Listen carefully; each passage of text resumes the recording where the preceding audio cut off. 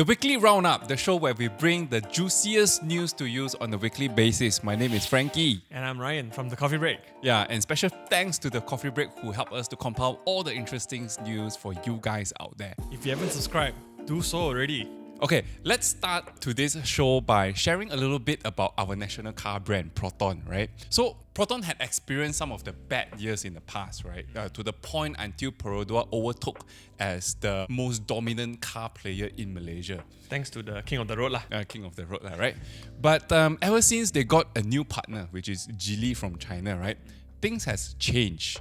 They've introduced some of the very exciting models like the X70s, X50. Now they're even coming out with the new sedan series, right? The S series. Yep, the S70 lah. Yeah, the S70. So all this has kind of changed the landscape of the car industry in Malaysia. So to my surprise, they actually recorded a record-breaking sales performance since 2012. Wow. How many cars did they sold? Okay, so they sold about 141,400 units in 2022, and that number has increased to 154,600 units in 2023. So that's an increase of 9.3% in the span of 12 months. Oh, in the span of a year. How did they do it? Because of the introduction of new models, I assume. Yeah, because of the introduction of new models, I think people are becoming more receptive of those new models. Of like Proton cars lah. Because Proton cars. we've heard of, I mean, my father had a Proton car. Yeah. And we know like there's problems with electric windows. That was the very common theme lah. Last time. Yeah. But now, I don't know. But now with the new partners, all these issues are not there. Have you driven any of them recent, or have you went to test drive? I haven't driven any Geely branded Protons, but the last Proton that my family had was the old Proton Saga. I've driven my friend's X50. Actually, not too bad. Not too bad. Surprisingly, but the steering is relatively light because that's what they are typically known for. Like Proton handles a bit better, and you see them everywhere. Actually, you see them on the streets everywhere. X70 is everywhere now. X50 is also everywhere. Correct. X90 also, it's becoming a thing, although a bit bigger. That's their like MPV sort of style, right? But that is not surprising because today Proton controls 19.4% of the market. So every 10 cars, 2 cars will be a Proton car. I think last year itself, the industry, if you feel like there's a lot of traffic jam, I'm not surprised because there are so many cars. I mean, at one point, I think the transport minister announced that I think there were more cars or more registered cars than people on the roads. This is, of course, inclusive of bikes lah. I think there was about 36 million, if I recall the figure correctly. Now, year in, year out, the total industry volume in Malaysia is about 600,000 new cars registered in Malaysia. But I think because during the pandemic, we were in lockdown, the cars are not selling and all that. And after we opened up the economy, there was a pent-up demand on cars and people just rushing to buy cars, right? So in 2023, the total industry volume has increased from the typical 600,000 to over 794,000, close to 800,000 units were sold. And registered in Malaysia. This was, of course, the supply chain issue in 2021, 2022. That normalized, right? Yeah. So like waiting time for cars, I assume, have dropped. Last time people had to wait for 6 months for a car. While this conversation, we all think that it's all the new Geely models, the X series and all those things is helping Proton in growing their market share, right? But based on this article that I'm reading right here, it's a bit surprising because the best-selling model is not the X series. Which one? Which one is it? It's their legacy Proton Saga. Oh, okay.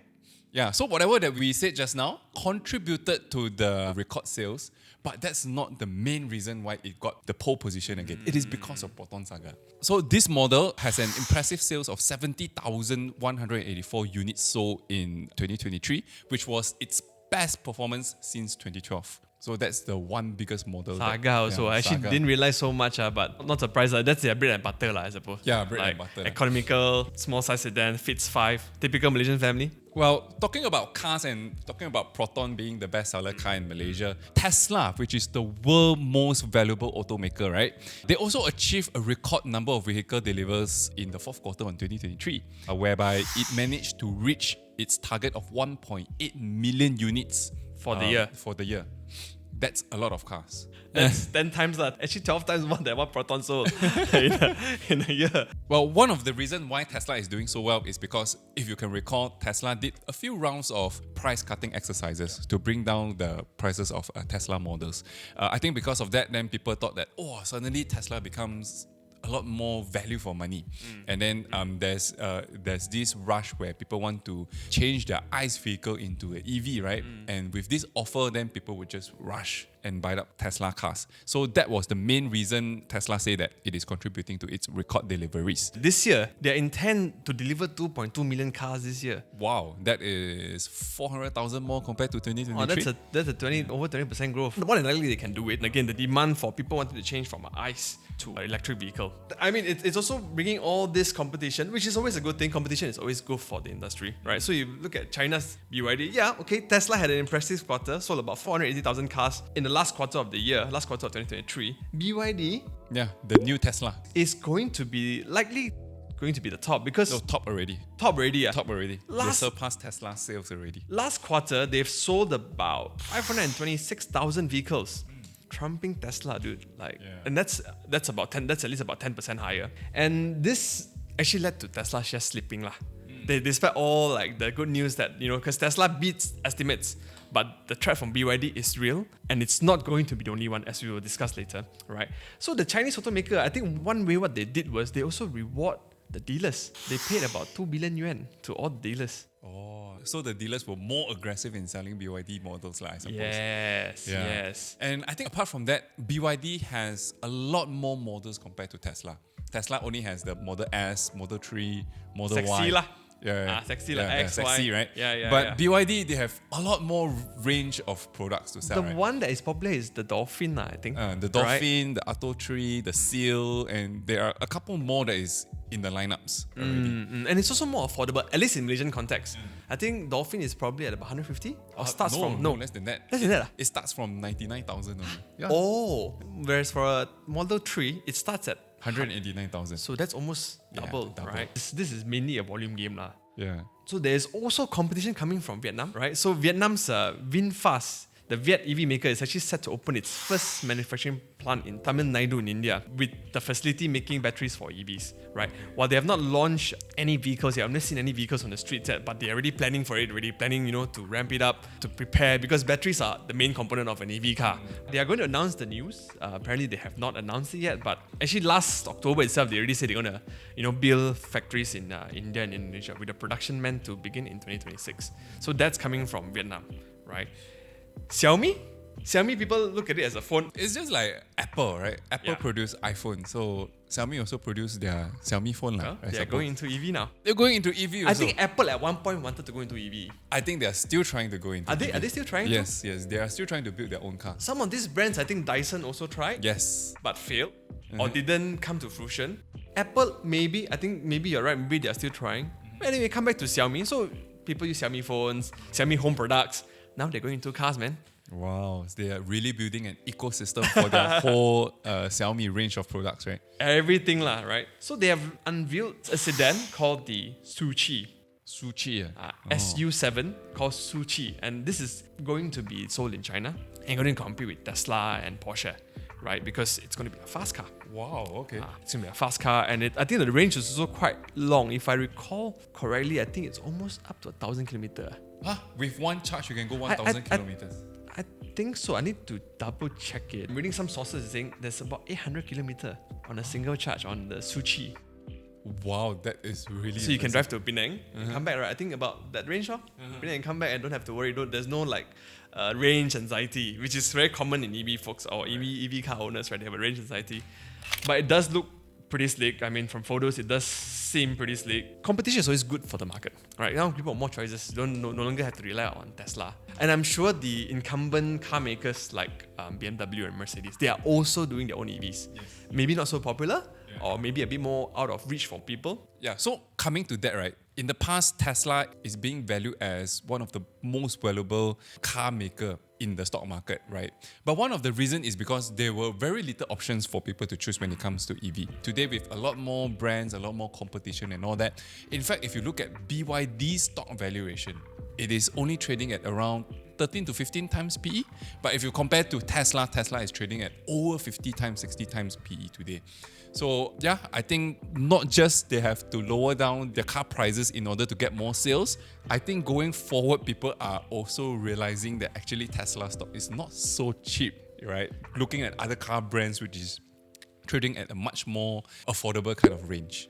The first mover advantage was there, Yeah. I think, right? But now with competition coming in, with the technology being more easily replicable. So we are seeing technological advances in cars themselves, in batteries themselves. So there are more good things to come in this industry. But as more and more cars are coming to the road, I think it also naturally means that there's going to be a lot more accidents on the roads also, right? Supposedly EV cars are safer, right? But in Malaysian roads, not that many people have transitioned to EV yet, right? So last year, from 1st January to 30th December, there were about 598,000 road accidents. So on average, right, about 50,000 accidents per day, 50,000 accidents per day. We drive every day, right? We take it for granted because we don't see it, right? But there were 50,000 accidents, bro. This is quite not a good statistics to share, actually, right? And of this, right, 12,400 cases involve fatality. So that's a death rate of 2%, with an average of 34 deaths per day. Selangor, where we're in, is the most dangerous, recorded the most accidents. And then Johor, and subsequently KL. So all the big cities lah. All the big cities, all the major cities. Based on a study by Fin, Malaysia actually ranked 5th around the world that have the most dangerous roads. Take a guess where's the most dangerous roads around the world? I would say maybe Thailand or Indonesia. Hey, Thailand is quite close. Okay. Argentina is the first. The safest? Norway. Norway. Makes sense. Scandinavian countries are somehow better in every aspects of life. And I think one of the reasons also why Malaysia roads have such high facilities is that people don't really wear safety belts. Hey, but I thought these days, once you go up to the car and if you don't wear your seatbelts, then the car will become very noisy, right? With the notification and all that. The newer cars have that feature where you actually have to wear a safety belt because once they detect your weight on the seat, then I think that's where the mechanism comes in. But I've seen people who actually cheat it and put a buckle on. And apparently, only 48% of Malaysians wear safety belts. So 1 out of 2. Do you wear safety belt? I do. I also wear safety belt. Well, I do because it has become a habit because whenever I sit on the car, if I don't put on my seatbelt, it's very noisy. So in order to get rid of the noise, I have to put on my seatbelts. But over time, it has become a habit. Yeah. So guys, please be safe on the roads and wear your seatbelts. So talk about driving, you will need your license and also your road tax, right? Of course. How have you renewed your road tax and licenses? In the past, it's always go to the post office. Surprisingly, a straightforward process. You go to the post office and get it done.